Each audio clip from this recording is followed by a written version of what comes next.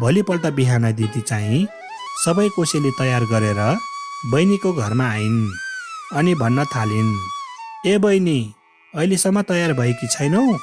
अब कति बेला जाने हो त? यसरी दिदी एका बिहानै आएको देखेर बहिनी चाहिँले भनिन्, दिदी, मलाई त अलि ढिलो हुन्छ होला। छर छिमेकबाट पैँचो गरेर ल्याएको सामानको भर्खर परिकार बनाउन थालेकी छु। तपाईँ जाँदै गर्नु होला। बरु मलाई राम्रोसँग बाटो थाहा छैन। बाटोमा केही चिन्ह राखेर जानु होला।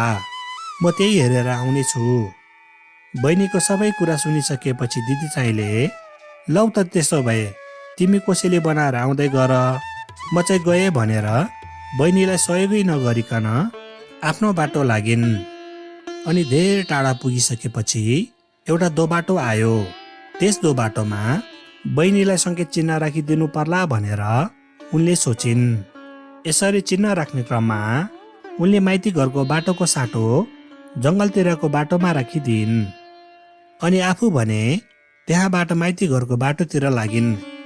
यसरी केही समय बितिसकेपछि बहिनी चाहिँले पनि सबै कोसेली ठिक्क पारेर माइती घर जान भनेर हिँडिन्। जब उनी त्यो दोबाटोमा पुगिन्, उनले दिदी चाहिँले राखिदिएको चिन्ह पनि भेटाइन् अनि मनमा नै खुसी भएर त्यही चिन्ह भएको बाटोतिर लागिन्। तर त्यो चिन्ह भएको बाटो माइती घरकोतिर नगई जङ्गलतिर जानेको थियो। उनले त्यो कुराको ख्यालै नगरिकन त्यही बाटो नै सरासर गइन्। यसरी जाँदा जाँदा उनी एउटा भव्य रुखमुनि पुगिन्, जहाँ एउटा ठुलो ओडार थियो। त्यस ओडारभित्र एउटा बडे मानको राक्षसनी सुतिरहेकी थिइन्। त्यो राक्षसनी अलि बुढी भएको कारणले गर्दा आँखा पनि राम्रोसँग देख्दिन थिइन्। आँखा नदेखे पनि उसको सुँग्ने शक्ति भने निकै बलियो थियो। यसरी मान्छेको गन्ध आएपछि त्यो राक्षसनी उठिन्। यो देखेर बहिनी चाहिँको सातो गयो। तर उनी निकै बाटो पनि भएको कारणले गर्दा उनले झटपट एउटा उपाय सोचिहालिन् अनि त्यो राक्षसनीको नजिकै गएर भन्न थालिन्, ओहो फुपू, ढोक गरे, हजुरलाई नभेटेको पनि धेरै समय भएको थियो। त्यही भएर कोसेली लिएर भेट्न आएको छु। सन्चै हुनुहुन्छ नि?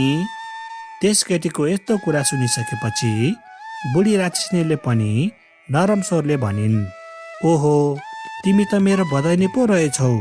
त्यही भएर बच्यौ, नत्र भए तिमीलाई मैले अघि नै सकाउने थिएँ। त्यो राक्षसनीको यस्तो कुरा सुनिसकेपछि त्यो केटीले आफ्नो जुक्तिले काम गरेकोमा मनमा नै खुसी भइन् अनि राक्षसनीसँग बसेर भलाकुसारी गरेको जस्तो गर्न थालिन्।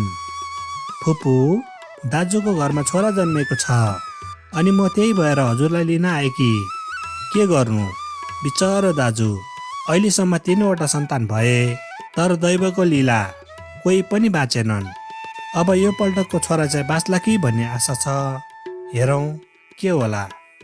भोलि भदाको न्वारन छ, हजुर पनि हिँड्नुहोस् न है, म त्यही भएर हजुरलाई लिन आएकी।